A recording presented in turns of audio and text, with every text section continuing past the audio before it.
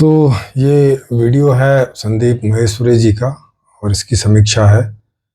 और इस वीडियो का लिंक आपको नीचे कमेंट बॉक्स में मिल जाएगा, वहाँ से आप इसको पूरा देख सकते हैं। थोड़ा कोई आधे घंटे के आसपास का वीडियो है, 25-30 मिनट का। वहाँ उनसे कोई महिला सवाल पूछ रही है कि जब भी वो उन्हें कोई समस्या होती है, कुछ होती है, तो बहुत सारे विचार चलते हैं दिमाग में, तो परेशान होती हैं। तो फिर वो कोई 10 मिनट जो है थोड़ा सा मेडिटेशन करती हैं और उस मेडिटेशन में थोड़ा बहुत रिलैक्स मिलता है। लेकिन अब चूंकि समस्याएं तो एज इट इज हैं, आपके मेडिटेशन करने से तो सुलझ नहीं जाती, तो फिर से विचार शुरू हो जाते हैं। तो अब वो पूछ रही हैं कि क्या मैं 20 मिनट मेडिटेशन करूं, माने इस मेडिटेशन का टाइम बढ़ाऊं क्या?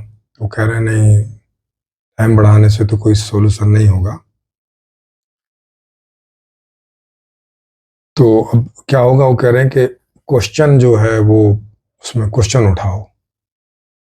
जैसे उदाहरण के लिए वो कह रहे हैं कि ये क्वेश्चन उठाओ कि मैं कौन हूं, मतलब मैं वाइफ हूं या मैं औरत हूं, है ना। और उसमें उदाहरण भी दे रहे हैं कि जैसे ये शर्ट है, अगर मैंने इसको जला दिया तो मैं तो इसके बिना भी हूं, इसका मतलब मैं ये शर्ट नहीं हूं। तो माने अगर जैसे मेरी शादी हो रखी है और मैंने कल डिवोर्स ले लिया तो फिर तो मैं वाइफ नहीं रह जाऊंगी, लेकिन औरत तो मैं तब भी रहूंगी। वो इस तरह से अपने आप को क्वेश्चन करो रादर देन मेडिटेशन। और उसमें जो अंतिम बचता है उसको पकड़ने की कोशिश करो। हाँ, वो पूरी सीरीज में। यस। तो अब ये इस तरह से जो है लोगों को बता रहे हैं। अब इसको थोड़ा सा हम लोग समीक्षा करते हैं। इसमें उनका आप पूरा वीडियो सुनेंगे तो उन्होंने अपना थोड़ा बहुत साधना का वो भी बताया है, एक पिरामिड बना के उन्होंने उसमें कुछ प्रैक्टिकल किए, अपनी वाइफ को बिठा के, अपने बच्चे को बिठा के, वगैरह वगैरह। वो तो आप इसको सुन लीजिएगा जिनको सुनना है। लेकिन हम इस पूरी समीक्षा को लेते हैं कि क्या है इसमें, क्या ये क्वेश्चन उठाने से कि मैं वाइफ हूं, कि मैं औरत हूं, कि मैं और गहरे में क्या हूं, इस सब से क्या बाहर जो कारण से समस्या पैदा हो रही है, क्या उसका कोई सॉल्यूशन हो सकता है? नहीं, क्योंकि उसके बारे में ना आप सवाल उठा रहे हो ना आप सोच रहे हो। इवन उससे तो आप कट रहे हो, भागने की कोशिश कर रहे हो। भागने की कोशिश कर रहे हो कोई मौजूदा जो सिचुएशन है, और आप उसमें से खुद भी भाग नहीं सकते, है ना। क्योंकि वो तो है, क्योंकि फिजिकली आप भाग नहीं सकते, क्योंकि वो सिचुएशन भी है और आप भी हैं, और उसमें जो रोल है वो भी है। हाँ, और आपका जो रोल है उसे भी छोड़ के नहीं भाग सकते। ऐसा तो है नहीं कि भाई वाइफ हो गई, तब चूंकि वाइफ मैं नहीं हूं, मैंने ऐसा क्वेश्चन करके सोच लिया, तब कल को डिवोर्स ले लो, बोले वाइफ रहने की जरूरत नहीं है। या फिर ऐसा या हो वाइफ सकेगा, हो लेकिन वाइफ का रोल नहीं करो कि मतलब मैं तो एक्चुअल में वाइफ हूं नहीं। ऐसा ही संसार से लोग भाग जाते हैं। लोग भाग जाते कट ऑफ हो जाते हैं। Yes yes. तो अब क्या करो बाद में? तो वो ये कह रहे हैं कि ये मेंटल लेवल पर हट जाएगा कि आप वाइफ हो के क्या हो। उनकी पूरी वीडियो सुनेंगे 25-30 मिनट की, तो बाद में वो ऐसा बोलते हैं। लेकिन फिजिकल लेवल पे रहेगा, फिजिकल लेवल पर आप वाइफ भी रहेंगे, आप औरत भी रहेंगे, और जो वो समस्याएं वो भी रहेंगे, आपका कोई कंपटीशन है तो वो भी रहेगा, लेकिन मेंटल लेवल पर नहीं रहेगा। इसको थोड़ा समझे, कैसे नहीं रहेगा? अगर मेंटल लेवल पर नहीं रहेगा तो फिजिकल लेवल पर क्यों रहेगा भला? और क्या फायदा उसको रखने का जब उसका अनुभव अंदर लेना ही नहीं है तो। हाँ, जैसे वो जो लड़की पूछ रही है, अगर मानो वो मैरिड है और उसका पति सामने आ रहा है, वो ऐसे खड़ी है, जब आके वो उसको छुएगा और बोलेगा उसका नाम लेके कि भाई आकांक्षा जी आप जरा इधर मेरे लिए खाना बना दो, तो अब वो उसको मेंटल में लेगी ही नहीं, तो किचन में क्यों जाएगी? Yes yes. खाना क्यों बनाएगी? तो मतलब शरीर और मन क्या अलग अलग डायरेक्शन में चलते हैं क्या? दोनों क्या ऐसी चीजें हैं कि शरीर को किसी और डायरेक्शन में चला लो, मन को किसी और डायरेक्शन में चला लो? क्या शरीर मन का अनुगमन नहीं करता? क्या आप जो चाहते हैं उसी का अनुगमन मन, बुद्धि, चित्त और बॉडी उसी को ना अनुगमन करती है? जैसे मेंटली रूप से मैं इस हाथ को ऐसे उठाना चाहता हूँ, तभी ना उठेगा ये ऐसे। या ऐसे हो सकता है कि मैं मेंटली तो उठाना नहीं चाहता, फिर भी हाथ उठे। तो फिर वो कौन उठा रहा है हाथ? दो लोग हैं क्या अंदर? हाँ, है ना, मतलब इनका जो है अंदर में इतना तगड़ा विरोधाभास देखो। और ये साउंड ऑफ साइलेंस की बात करें, साउंड ऑफ साइलेंस से इनका मतलब इतना सा रहता है कि जैसे आप कहीं किसी ऐसे कमरे में बैठ जाओ जो जिसमें जो एयर टाइट हो, जो या साउंड वो हो, बाहर से कुछ आवाज ना आ रहा है। हाँ, बाहर से ना आए, मतलब इस तरह की खिड़की दरवाजे हों उसके, बाहर का साउंड ना आए, तो और उसमें आप बैठ जाओ। और ज्यादा करो तो थोड़ी देर में, मतलब ऐसे नहीं सुनाई पड़ रहा हो तो आप ऐसे ऐसे अपने कानों को उंगली से ऐसे बंद भी कर सकते हो, या कोई चीज से। आजकल वो एक डकटक्सी आती हैं रबड़ की, हाँ, वो भी लगाते हैं तो पैक हो जाता है। हाँ, तो पैक हो जाता है, बाहर की आवाज नहीं आती। या आजकल नॉइस कैंसलेशन के ये आ रहे हैं ईयरबड्स, जी जी जी। खाली ईयरबड लगा लो तो भी बाहर की आवाज आनी बंद हो जाती है। तो अब आप इसको देखें कि वहां जो फिर आपको ऐसे झिंगुर की, ऐसे चिन चिन चिन चिन की, ऐसी बहुत सारी आवाजें वहां आती रहती हैं, कई कई तरह की। अब वो क्यों आती रहती हैं? क्योंकि जहां आपका कान है तो वहां बहुत सारी मशीनरी काम, क्योंकि ये मस्तिष्क वगैरह सब काम तो कर ही रहा है, सेल्स काम कर रही हैं, तो उसमें एक बहुत मिनिमम टाइप की आवाज होती है। तो वो ऐसे तो सुनाई नहीं देती जब हम बाहर की दूसरी तेज आवाजें सुन रहे हैं। जब ये बाहर की तेज आवाजों को आप बंद कर देते हैं, या कहीं ऐसी गुफा में या ऐसी कहीं जगह बैठ जाते हैं जहां बाहर की आवाज नहीं जाती, तो ये आवाज अपने आप सुनाई देने लगती है। या ऐसे कर लो तो, ऐसे अभी भी बाहर बैठ के भी करोगे तो बजने आपको ये अंदर आवाज आने लगेगी। और क्योंकि उसका साउंड फ्रीक्वेंसी है वो 20 डेसिबल से कम रहता है। हाँ, बहुत हल्का तो होता इस है। वजह से जो संदीप माहेश्वरी ने जो स्टेटमेंट दिया कि भाई कुछ बुजुर्ग लोग हैं वो इसको नहीं सुन पाते हैं, तो स्वाभाविक रूप से कमजोर हो जाता है, वो जो कमजोर हो जाता है, यंत्र जो हमारा कर्ण यंत्र है वो बिल्कुल डाउन है, तो वो नहीं सुन सकता। तो यंगस्टर और बच्चों में आसानी से उनको सुनाई देता है। जस्ट थोड़ा सा इधर ध्यान भी करेंगे तो उनको सुनने में आ जाता है। तो अब आप सोचें कि उसको वो साउंड ऑफ साइलेंस बोल रहे हैं। भाई, इस साउंड को सुनने से कौन सी समस्या का समाधान हो जाएगा? बिल्कुल, कौन सा आपका मैं चला जाएगा? और दूसरा इसमें एक ये भी बात है प्रेमजी जी कि इन्होंने जिस तरह से इसको पेश किया है, एक तो ये बाबा लोग ना भाई इनकी तो हाँ, अब ये जो है वो इस तरह से इसको पेश करते हैं कि भाई जैसे इसको इस चीज को प्राप्त करने के लिए उनको बरसों लग गए। जबकि मैं खुद भी मतलब एक खोजी की तरह जब घूमा तो मुझे रामकृष्ण के वो जो पंथ है उसमें भी ये चीज समझाई जी। इसके अलग अलग नाम है, अगर आप इसकी थोड़ी खोजबीन करोगे, अगर कोई ऐसे गुरु है जो इसको सीक्रेट रखते हैं और इस तरह से बिगेस्ट सीक्रेट रख के इसको करते हैं, तो इसको अनहदनाथ बोलते हैं, इसको गेबी आवाज बोलते हैं, इसको सुरता समाधि वाली बात बोलते हैं, इसको बोलते शून्य की आवाज, इसको बोलते हैं एम्प्टीनेस, मतलब खुद को शून्य करने के लिए जो प्रक्रिया है उसमें का एक कारक है ये। 52 बार की ध्वनि भी बोलते हैं, मतलब जो शब्द माला है हमारी क ख ग ग ऐसे करके जो 12 अक्षरी है उससे भी बाहर का ये साउंड है, मतलब जिसका कोई आकार नहीं है ना। अनहद तो इसको बोलते हैं कि भाई जिसकी कोई हद नहीं है, कोई लिमिटेशंस नहीं है। इस तरह से इसको कई कई रूपों में ओंकार भी बोलते हैं, सतनाम भी इसको बोलते हैं। राधा स्वामी के पंथ में भी लोगों को इसका जिक्र होता है, कबीरदास के पंथ में भी इसको ही बताया जाता है। क्योंकि मैंने तो लगभग बहुत सारे पंथों में जाके बहुत सारी चीज खोजने की कोशिश की, तो मुझे तो ये मिला कि इसको ही ये बिगेस्ट करके रखते हैं। हाँ, इसी को करके, जबकि एकदम नॉर्मल बात है। इवन प्रेमजीत जी, मैं आपको, मुझे एग्जैक्टली याद नहीं है, जब ये बात निकली है तो कुछ डेटा आ रहा है। मैंने बरसों पहले एक पुस्तक पढ़ी थी जिसके अंदर मधुमक्खियों का रहस्य, मधुमक्खियों का जो मधुपूड़ा होता है उसको क्या बोलते हैं आप? शहद, मतलब मधुमक्खियां जो लगी रहती है छत्ते पे। हाँ, अच्छा, मोम होता है। हाँ, मोम होता है वो जो स्ट्रक्चर होता है उसको मधुपूड़ा बोलते हैं और गुजराती में। तो मधुपूड़ा का रहस्य क्या है, इसको जानने के लिए, मतलब किसी ऋषि मुनियों ने बोला होगा कि मधुपूड़ा का रहस्य अगर तुम जान लोगे तो मानो तुमको सब कुछ मिल गया। तो कोई एक है भक्त जिसका मुझे प्रॉपर नाम याद नहीं, क्योंकि कहानी 10-12 साल पहले कुछ मैंने पढ़ी थी।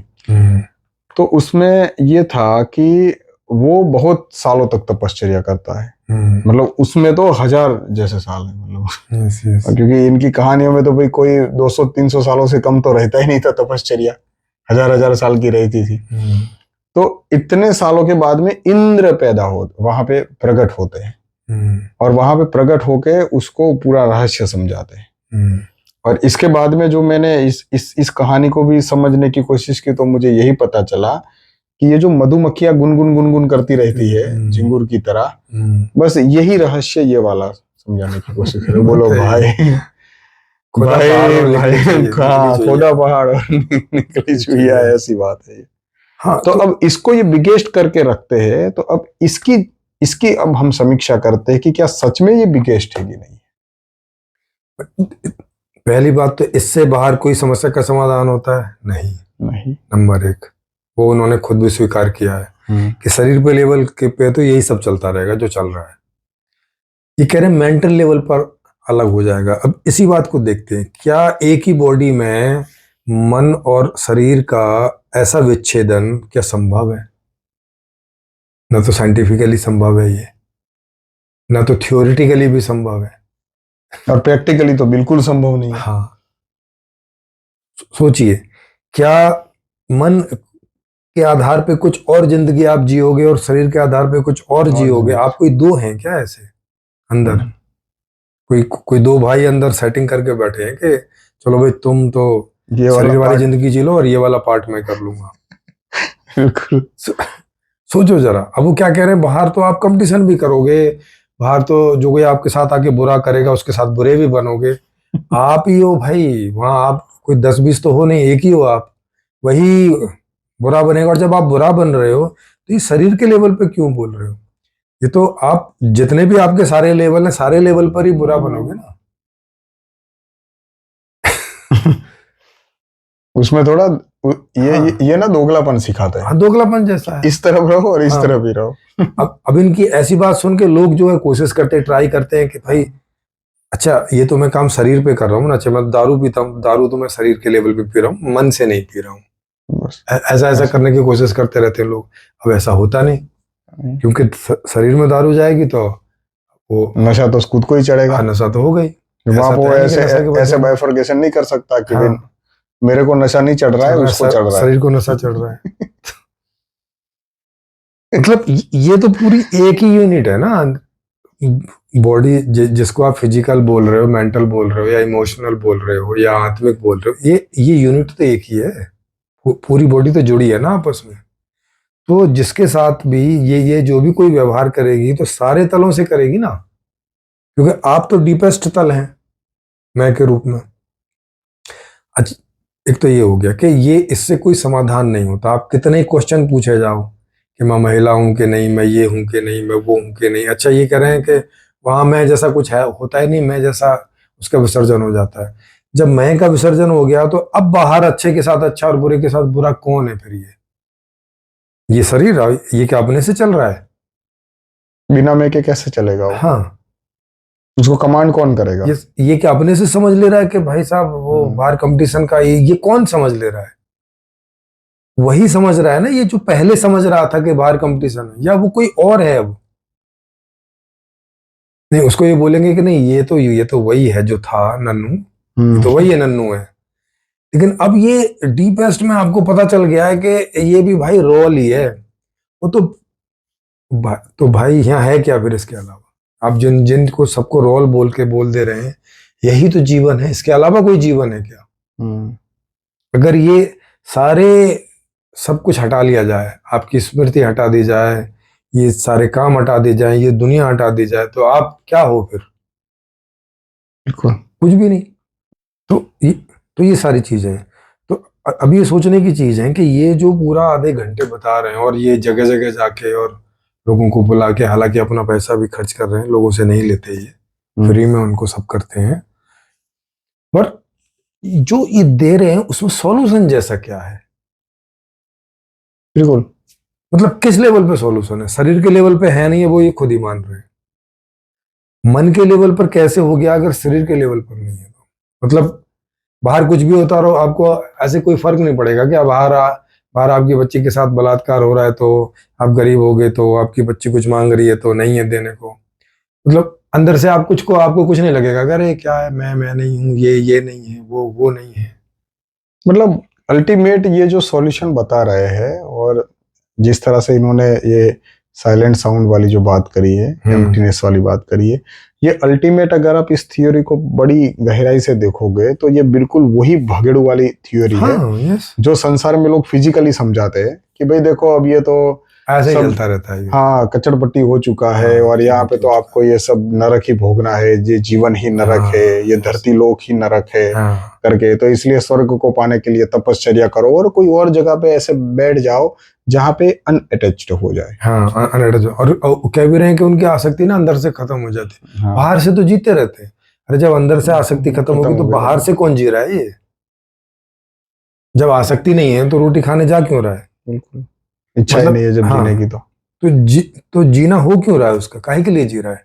ये जो वो 2 रोटी सुबह 2 रोटी शाम खा ले रहा है, काहे के लिए खा ले रहा है? तो इसमें आप ये देख पाओगे कि इस प्रकार के जो लोग हैं, जो मोटिवेशनल स्पीकर है, ये भी कितनी बड़ी गलतियां कर दे रहे हैं।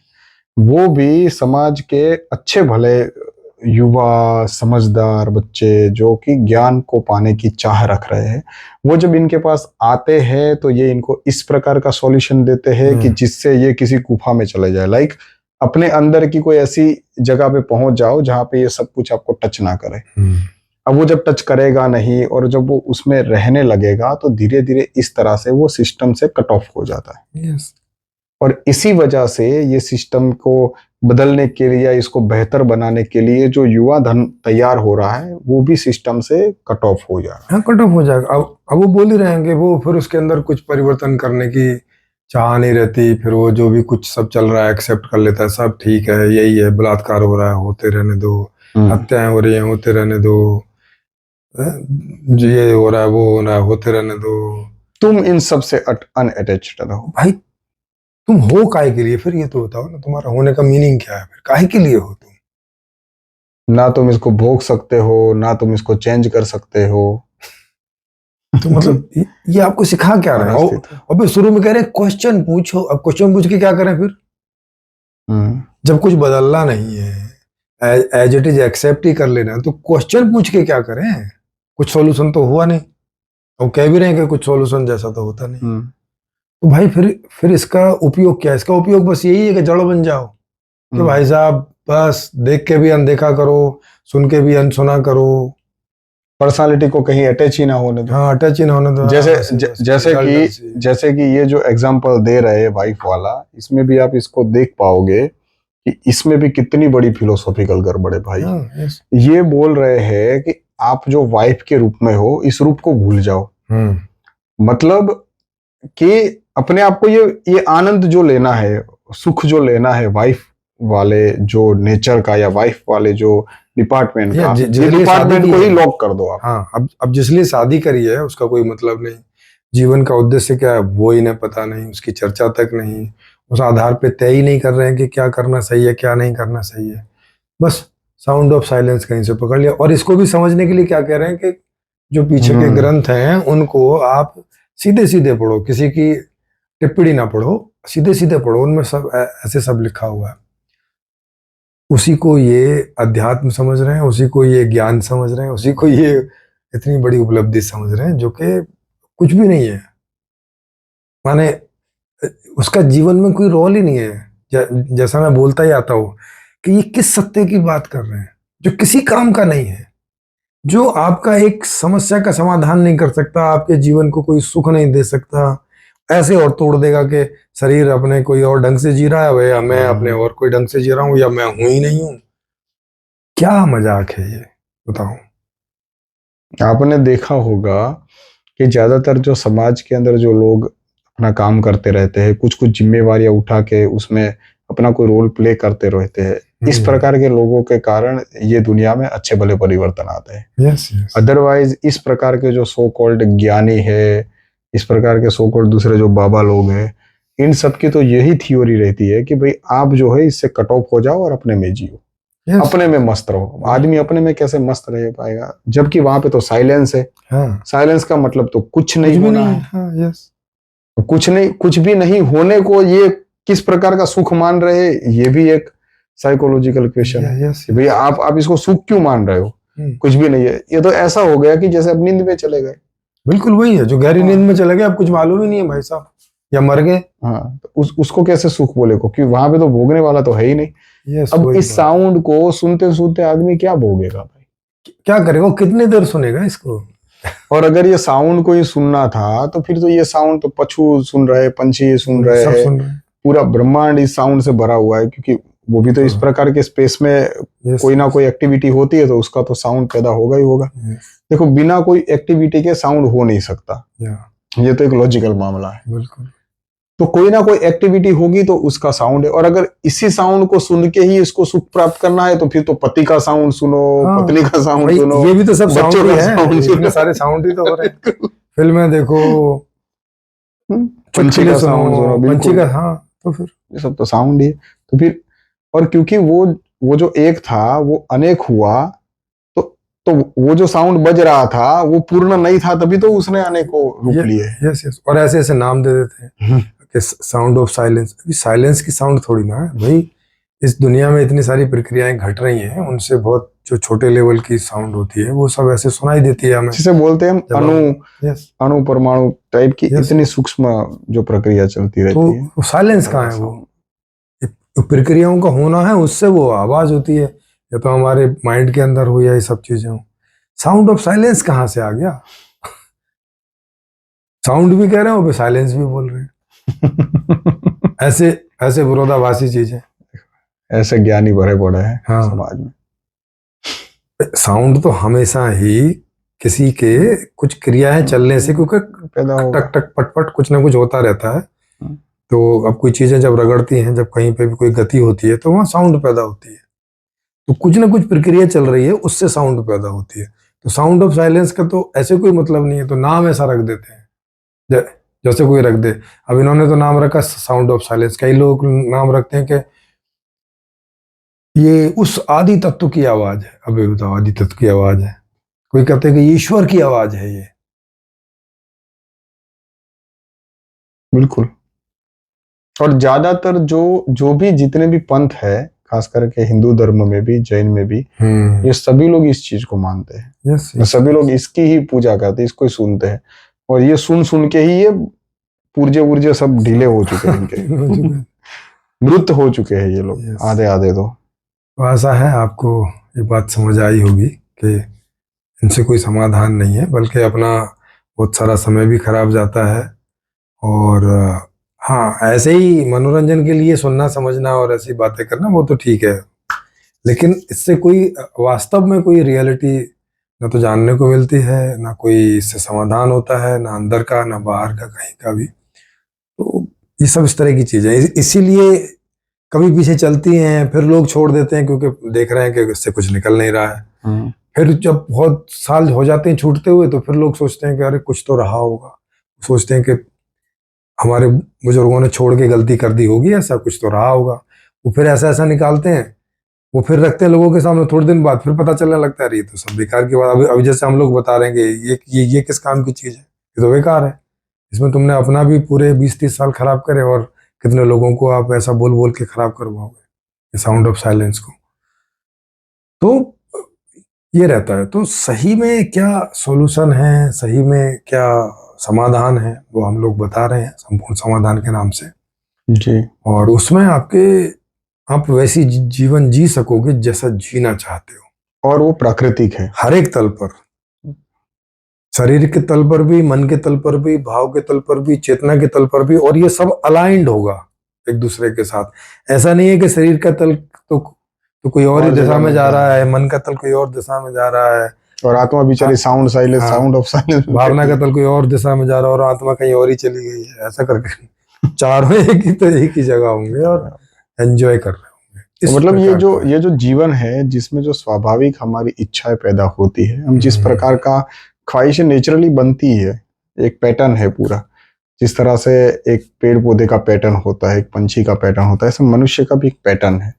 उस पैटर्न में जो जो उसको इच्छाएं पैदा होती है, उस प्रकार का जीवन जीने के लिए रास्ता बनाने की बजाय, उस प्रकार की सिस्टम बनाने की बजाय, उस प्रकार का ज्ञान जो है वो सामने रखने की बजाय, बस ये इतने ढीले ढाले हो चुके हैं, इतने डरपोक हो चुके हैं कि ये सिस्टम को भी डरा के, सिस्टम से लोगों को डरा के, इसको कभी बदल नहीं सकते, ये तो नरक है, ऐसे ऐसे ऐसी बेकार सी बातें करके, और फिर बाद में इनको बोलते तुम अंदर उतर जाओ, शांत हो जाओ, शून्य हो जाओ। भाई उसको शून्य ही रहना था तो फिर काहे को ये 5 तत्व उसने धारण किए। ये 60-65 किलोग्राम, 70-80 किलोग्राम की वेट उठा के क्यों पूरे दिन घूमता रहता है? अगर देह भाव त्याग ही देना है और शून्य में ही चला जाना है, तो ये सब बेकार की बातें हैं। प्रैक्टिकल बात यह है कि ये संसार सत्य है, जीवन सत्य है, जो बायोडाइवर्सिटी है लोगों की, प्रकृति की, ये भी सत्य है। अब इसमें जो अनमैनेजेबल है या जिसको ठीक से मैनेज नहीं करा गया, वो व्यवस्था है, उसको हम कैसे चेंज करें और वैसी व्यवस्था बनाए जिस जैसा हम जीना चाहते हैं, वो हमारी सारी इच्छाएं परिपूर्ण हो।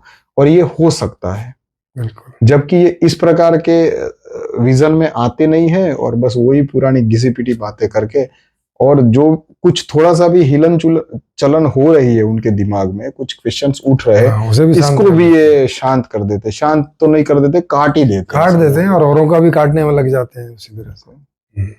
तो ये है। आई होप आपको ये सब समझ में आया होगा, और मेरा नंबर नीचे फ्लैश होता रहता है, तो उस नंबर पर मुझे आप व्हाट्सअप कर सकते हैं अगर आपको भी इस तरह की चर्चाओं में भाग लेना है, या आपको लगता है कि हमने सही समीक्षा नहीं की है, तो आप सही समीक्षा करके कर सकते हैं हम लोगों से जुड़ के।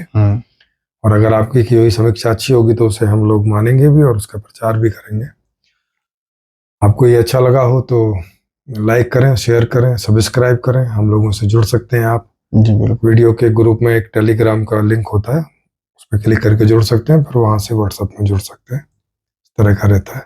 और साथ में हम आपको एक निवेदन करते हैं कि अगर आप इस तरह से संदीप महेश्वरी जी के साथ में, या आचार्य प्रशांत जी के साथ में, या अनिरुद्धाचार्य महाराज जी के साथ में, जैसे भी जिन जिन लोगों की हम समीक्षा करते हैं, उस प्रकार के किसी भी व्यक्ति के साथ में अगर आप जुड़े हुए हो और आप उन तक ये मैसेज पहुंचा सकते हो कि भाई हम इस प्रकार का ओपन मंच है जहां पे हम खुली चर्चा करते हैं, तो अगर उनमें वो समय और साहस है तो वो आए और वो खुद हमसे चर्चा करे, तो ये ज्यादा बेहतर होगा कि सत्य को जानने का एक ये रास्ता होगा कि भाई कौन सही है कौन गलत है, इसकी एक सही ढंग से डीप एक डिस्कशन हो।